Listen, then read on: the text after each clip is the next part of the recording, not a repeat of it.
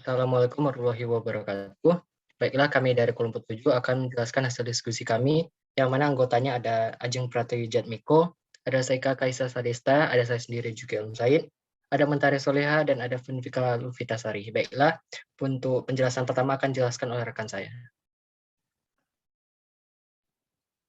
Baiklah, kami di sini akan membahas mengenai jurnal tentang efektivitas ekstrak daun plastikan kebo sebagai pestisida terhadap nyamuk demam berdarah dengue. Sebelumnya kita akan membahas mengenai demam berdarah. Nah, demam berdarah dengue itu sendiri adalah salah satu penyakit yang berbahaya bagi kesehatan manusia. DBD ini tuh sendiri disebabkan oleh virus dengue yang ditularkan kepada manusia melalui gigitan nyamuk betina spesies Aedes aegypti. Nah, menurut penelitian yang dilakukan oleh IFTITA pada tahun 2016, pengendalian faktor DBD yang baik dilakukan oleh masyarakat dan pemerintah, yaitu dengan menggunakan metode kimia dengan memanfaatkan insektisida buatan pabrik yang menimbulkan resistensi terhadap nyamuk. Tetapi pada insektisida ini sendiri itu terkandung banyak bahan kimia yang dapat menyebabkan kerusakan lingkungan. Ada juga faktor lain yang mempengaruhi tidak berhasilnya pengendalian yang dilakukan pemerintah karena pemberantasan nyamuk itu hanya berfokus pada stadium dewasa saja tanpa membasmi stadium yaitu telur dan larva. Padahal di stadium telur ini itu merupakan stadium yang sangat rentan terhadap insektisida. Sehingga apabila dibasmi pada stadium telur akan lebih menguntungkan. Daun patikan kebu itu sendiri merupakan salah satu jenis tanaman yang digunakan sebagai obat dan terdapat banyak di Indonesia. Dan tanaman ini itu hidup terpencar antara satu dengan yang lainnya. Daun patikan kebu merupakan herba yang berukuran kecil dan bergetah. Salah satu tumbuhan yang dapat dimanfaatkan sebagai obat herbal yaitu patikan kebu dengan nama latin Euphorbia hirtae. Berdasarkan penelitian yang telah dilakukan oleh para ahli tumbuhan patikan kebu, itu merupakan salah satu rumput yang mengandung senyawa-senyawa kimia dan dapat bersifat sebagai antiseptik, antiinflamasi, antifungal, dan antibakterial. Kandungan senyawa kimia tersebut itu seperti flavonoid, terpenoid. Selain itu juga terdapat kandungan senyawa aktif lainnya seperti alkaloid dan polifenol. Senyawa flavonoid, terpenoid, dan alkaloid itu merupakan senyawa yang memiliki kemampuan untuk menghambat bahkan merusak membran telur, sehingga senyawa flavonoid, terpenoid, dan alkaloid pada tanaman barikan kebo kemungkinan besar bisa digunakan sebagai pestisida. Nah, karena sebelumnya telah dibahas mengenai memanfaatkan insektisida buatan pabrik yang menimbulkan resistensi terhadap nyamuk, tetapi karena insektisida buatan pabrik itu dapat menyebabkan kerusakan lingkungan, maka digunakan pestisida nabati, yaitu dari ekstrak daun patikan kebo. Karena dalam daun ini itu terdapat kandungan senyawa metabolit sekunder yang dapat berperan sebagai pestisida. Nah, pestisida ini sendiri itu merupakan jenis pestisida yang berfungsi untuk merusak telur dari hama tersebut. Yang artinya pencegahan dilakukan sebelum telur tersebut menetas. Jadi larva atau telur tersebut tidak akan berubah menjadi nyamuk dewasa yang akan memberikan penyakit demam berdarah bagi manusia. Selanjutnya, saya akan menjelaskan mengenai metode penelitian. Untuk sampel yang digunakan, di sini kita menggunakan 25 telur DBD untuk 4 kali pengulangan. Nah, total telurnya itu jadinya ada 600 telur. Dan untuk cara kerjanya, yaitu 3,5 kg daun patikan kebo dibersihkan dan dijemur hingga kering pada suhu ruang selama 24 jam. Kemudian di blender untuk memperoleh serbuk. Lalu ekstraksi dengan cara maserasi, yaitu direndam dengan etanol 96% sebanyak 2 liter selama 24 jam. Lalu disaring larutan untuk diambil sarinya dan dievaporasi pada suhu 50-60 derajat Celcius. Kemudian diperolehlah ekstrak daun patikan kebo 100%. Selanjutnya untuk uji fitokimia, di sini kita bisa melakukan ini untuk melihat apakah ada senyawa saponin, tanin, steroid, flavonoid, alkaloid, dan terpenoid di dalam ekstrak tersebut. Untuk melihat apakah ada senyawa saponin di dalamnya, kita bisa melakukan dengan cara memasukkan sampel ekstrak daun patikan kebo ke tabung reaksi sebanyak 0,5 ml. Kemudian tambahkan Aquades sebanyak 2 ml, lalu kocok selama 1 menit. Nah, kemudian dilihat kalau ada busa atau buih, berarti ekstrak tersebut mengandung senyawa saponin. Nah, untuk melihat apakah ada senyawa tanin, di sini kita bisa melakukan dengan cara memasukkan ekstrak daun patikan kebo sebanyak 1 ml ke tabung reaksi. Lalu ditambahkan 1 tetes FeCl3, kemudian dilihat apakah ada hijau, warnanya berubah menjadi hijau kehitaman. Kalau iya berarti ekstrak ini mengandung senyawa tanin. Selanjutnya, untuk melihat apakah ada senyawa steroid, bisa dilakukan dengan memasukkan sampel ekstrak daun patikan kebo ke tabung reaksi sebanyak 0,5 ml, lalu tambahkan asam asetat glasial dan H2SO4, kemudian dilihat apakah ada perubahan warna biru. Untuk melihat apakah ada senyawa flavonoid, bisa dilakukan dengan memasukkan ekstrak daun patikan kebo sebanyak 1 ml ke tabung reaksi sebanyak 5 ml, lalu tambahkan serbuk Mg dan HCl pekat dan dilihat apakah terdapat perubahan warna kuning, merah, atau jingga. Selanjutnya, untuk melihat senyawa alkaloid bisa dilakukan dengan memasukkan sampel ekstrak daun patikan kebo ke tabung reaksi, lalu tambahkan kloroform dan reaksi Mayer. Kemudian dilihat apakah terbentuk warna putih kekuningan dan endapan jingga. Untuk senyawa terpenoid bisa dilihat dengan memasukkan ekstrak daun patikan kebo ke dalam tabung reaksi, lalu ditambahkan asam asetat glasial dan H2SO4. Kemudian dilihat apakah warnanya berubah menjadi warna merah. Selanjutnya.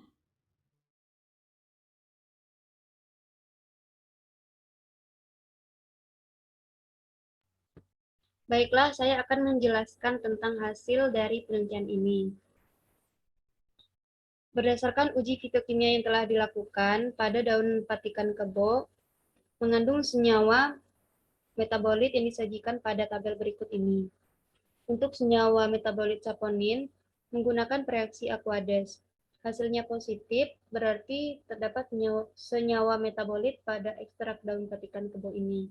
Ditandai dengan adanya terdapat busa. Selanjutnya, senyawa metabolit tanin dengan reaksi FeCl3, hasil pengamatannya positif, ditandai dengan warna larutan hitam kebiruan.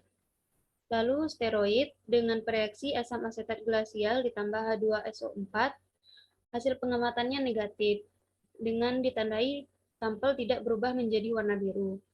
Lalu flavonoid menggunakan reaksi Mg ditambah dengan HCl, hasil pengamatannya positif, ditandai dengan warna larutan merah atau kuning. Lalu untuk senyawa metabolit alkaloid, menggunakan reaksi Mayer, hasilnya negatif, ditandai dengan warna tidak berubah menjadi putih kecoklatan.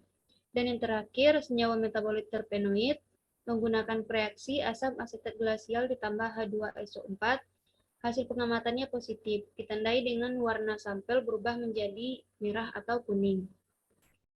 Lanjut. Setelah ekstrak yang dibuat jadi, maka dilakukan uji efektivitas ekstrak daun patikan kebo sebagai ofisida terhadap telur nyamuk TBD selama 72 jam dan diamati dengan 6 jam tiap 6 jam sekali. Berikut data yang diperoleh. Dari perlakuan kontrol negatif, itu jumlah telur yang tidak menetas totalnya ada 6 dan rata-ratanya 1,5. Untuk kontrol positif, jumlah telur yang tidak menetas ada 16 dan rata-rata telurnya itu yang tidak menetas ada 4. Selanjutnya konsentrasi 0,125%, jumlah telur yang tidak menetas 25 dan rata-ratanya 6,25. Konsentrasi 0,25%, jumlah telur yang tidak menetas ada 29 dan rata-ratanya 7,25. Selanjutnya konsentrasi 0,5%, jumlah telur yang tidak menetas 32 dan rata-ratanya 8. Dan yang terakhir konsentrasi 1%, jumlah telur yang tidak menetas totalnya ada 33 dan rata-ratanya 8,25. 。 . 。 . 。 . 。 . 。 . 。 . 。 . 。 . 。 . 。 . 。 。 . 。 。 . 。 。 . 。 。 . 。 。 . 。 。 . 。 。 。 . 。 。 . 。 。 . 。 。 . 。 . 。 . 。 . Next. Nah, ini merupakan grafik hasil dari pengamatan telur yang menetas. Kalau yang tadi pengamatan telur yang tidak menetas, kalau ini yang menetas. Dapat kita lihat dari 6 jam pertama hingga 72 jam dari kontrol positif maupun kontrol negatif maupun konsentrasi 0,125% hingga 1% itu telur yang menetas mengalami penurunan. Ini berarti semakin tinggi konsentrasi ekstrak daun, maka semakin banyak telur yang tidak menetas. Selanjutnya, dilakukan juga pengukuran suhu pada jam ke-72 dengan 4 kali pengulangan. Dari perlakuan kontrol negatif, kontrol positif, maupun konsentrasi 0,125% hingga 1%, itu hasilnya sama-sama pada suhu yang diperoleh itu rata-rata 28,1 derajat Celcius. Lanjut.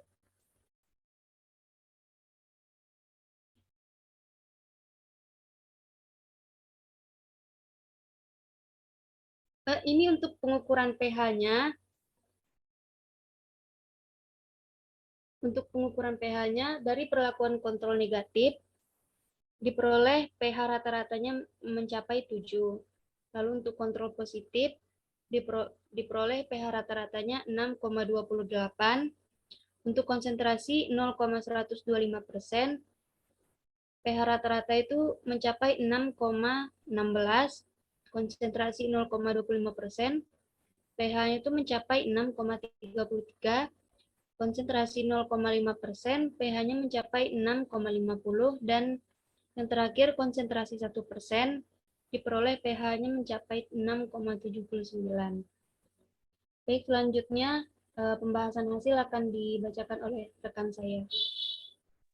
Baiklah, untuk pembahasan dari hasil yang telah didapatkan, yaitu penghambatan penetasan telur nyamuk DBD disebabkan oleh senyawa yang berperan sebagai pestisida alami, yaitu senyawa flavonoid, tanin, saponin, dan terpenoid. Senyawa tersebut dapat menghambat pertumbuhan telur menjadi larva, bahkan dapat menyebabkan telur tidak menetas.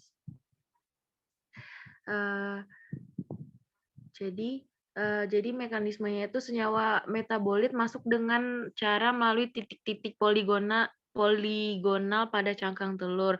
Hal ini terjadi karena zat aktif yang masuk akan menyebabkan gangguan pada metabolisme telur. Pengaruh yang ditimbulkan yaitu telur tidak menjadi larva. Senyawa pada ekstrak daun patikan kebo yang berperan sebagai ofisida dapat mengganggu perkembangan embrio dan dapat menyebabkan kematian pada larva. Senyawa pada ekstrak patikan daun kebo yaitu flavonoid, saponin, terpenoid, dan tanin. Senyawa ini setelah masuk melalui titik-titik poligonal yang terdapat di lapisan luar cangkang telur, maka senyawa-senyawa tersebut dapat masuk dan merusak embrio melalui pori-pori korion. Nah, selanjutnya,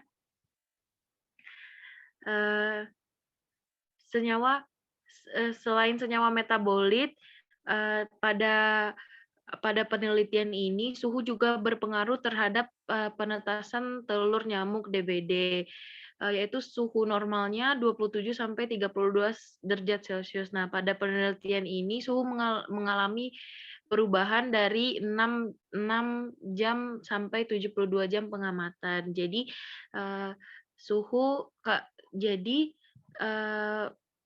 suhu berpengaruh karena suhunya tidak stabil pada penelitian ini. Yang kedua itu dalam penelitian ini pH yang diperoleh normal sehingga pH tidak berpengaruh atas gagalnya telur nyamuk DBD menetas. Gagalnya hanya terjadi karena penghambatan oleh senyawa metabolit yang terdapat pada daun ekstrak patikan kebo dan pada suhu yang tidak stabil.